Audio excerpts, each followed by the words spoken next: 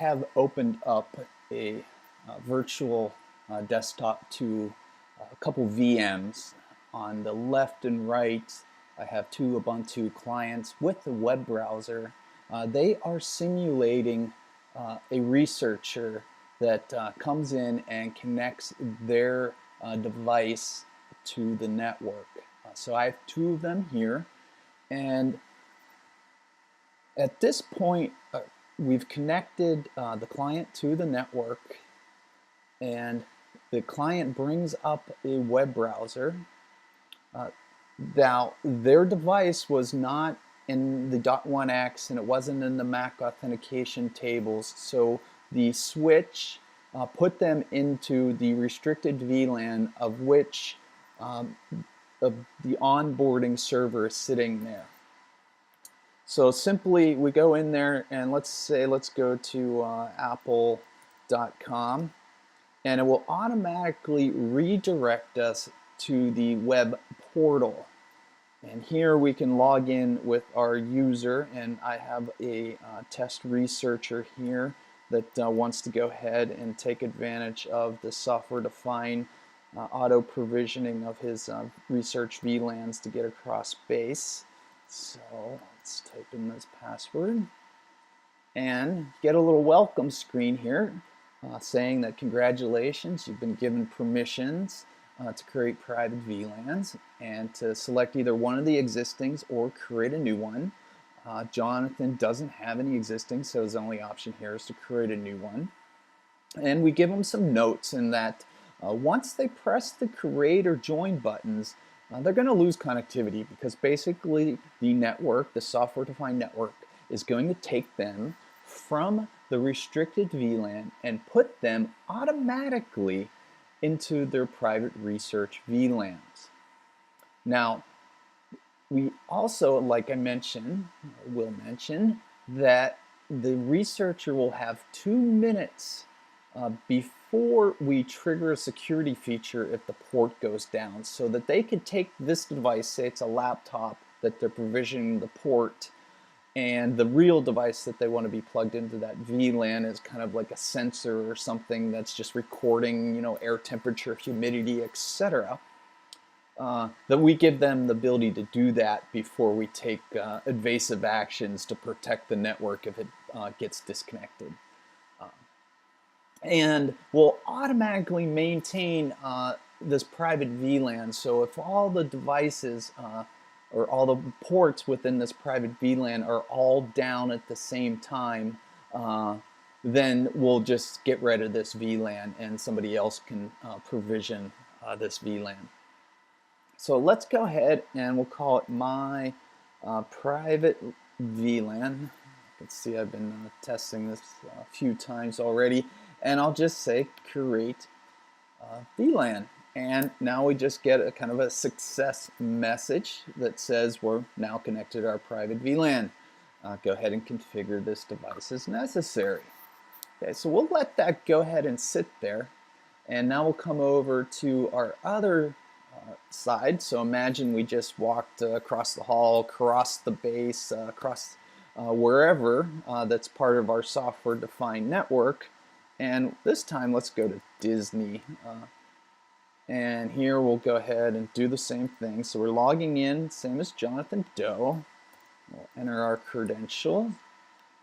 Now, because we created a private VLAN on the other side of the network, it now becomes an option now, as well as the ability to create a new VLAN. Now, this user, Jonathan, has been given permission to create up to 2 unique private VLANs out of the pool of private VLANs we have allocated on the network. But because I want to show you that we can actually create a private VLAN and talk across the software-defined networking, I'm going to go ahead and choose the existing VLAN I just created and join that one. Okay, now, same thing, things are happening. And so I'm going to come over here, and because we joined the private VLAN, I'm going to have to, create some IP addresses that they can both talk to, since we don't have DHCP or anything on that network.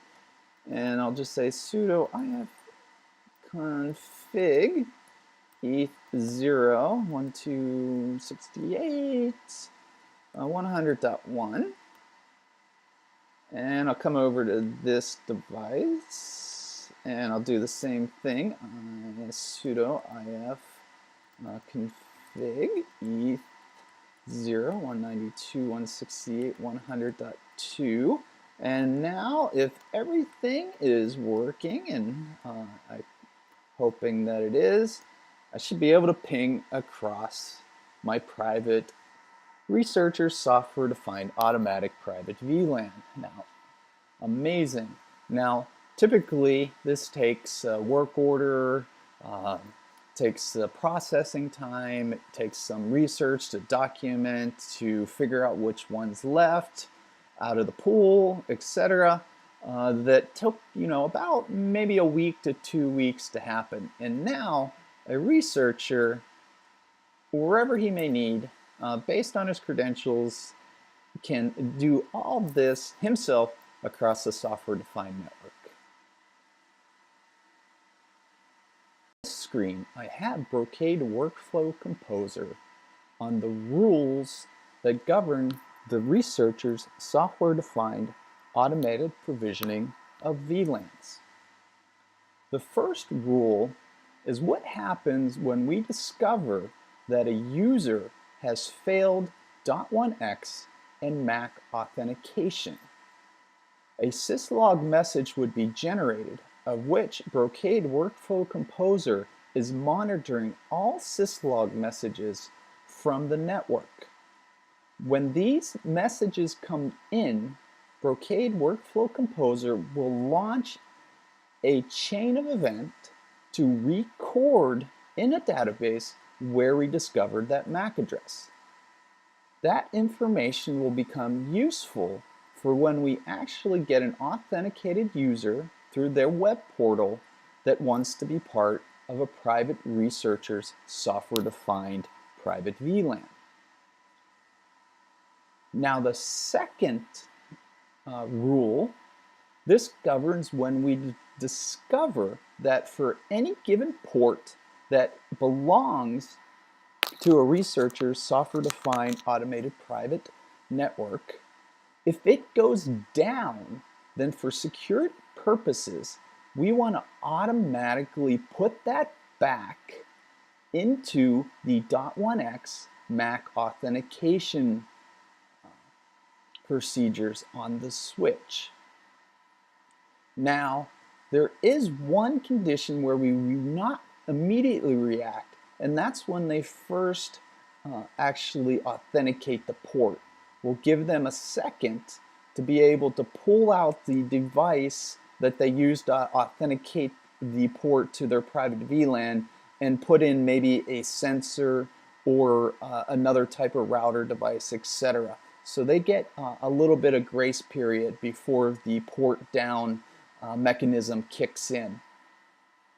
Now the last rule, this is the one that kicks it all off from the web portal. So this is called a webhook, and it comes from the web browser or web server that sits on the restricted VLAN that presents a web portal to the user. And we'll see more of that here shortly. Now this webhook will get all the information that we got from the authenticated researcher and start a series, a chain of events, or what we call workflows, that will configure that port on the network, taking into account where we discovered that user on the network, and make sure that all the database and all the state information about what we did is up to date. So you've been able to see how a researcher logs in and automatically, through software-defined networking, through a workflow with Brocade Workflow Composer, to automatically put themselves in their own private researcher's network.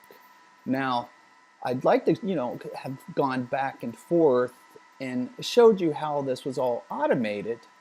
However, it happens rather quickly. So instead of doing that, I'm just going to go back through the steps. And we first introduced those also in the rules, and each of those rules triggered workflows, and I'm going to go through each workflow again with you as well.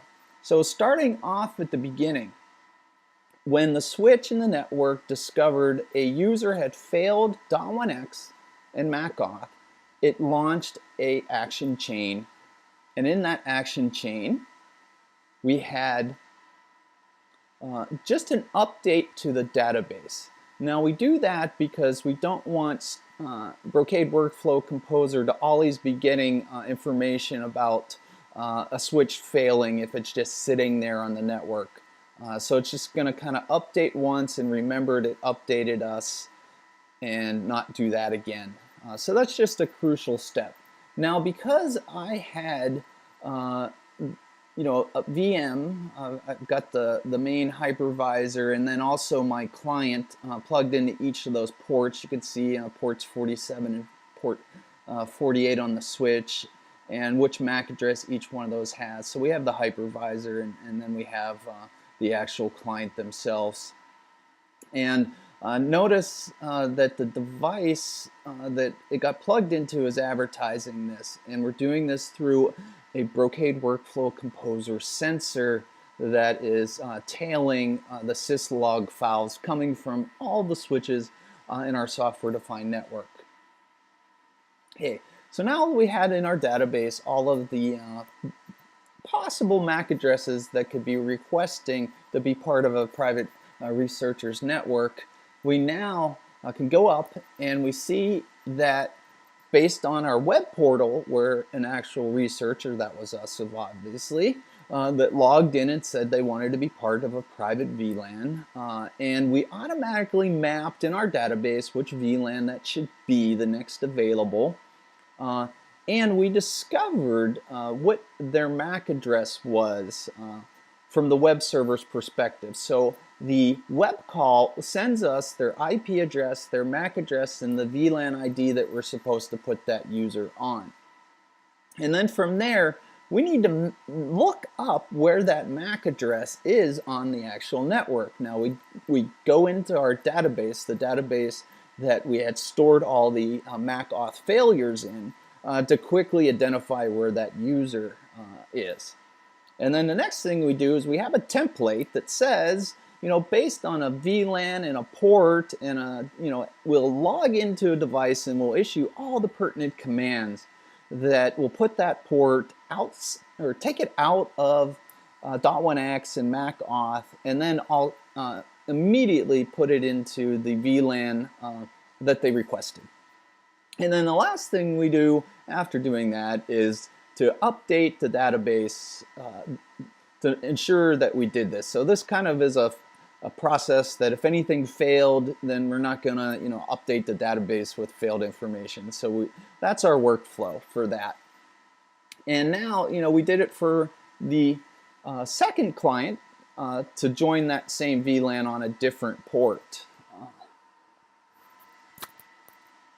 And then lastly, we did the pinging, we did all our checking, and we went ahead and we disconnected the clients, which brought their port down, and that launched another CLI template that went in and reversed all the commands that we had and put that port back into the .1x MacAuth state.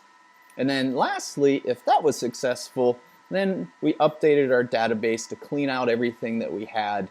And if all ports for that private VLAN, that researcher's VLAN, were also removed, then we go ahead and remove that, that VLAN from allocation so somebody else can use it.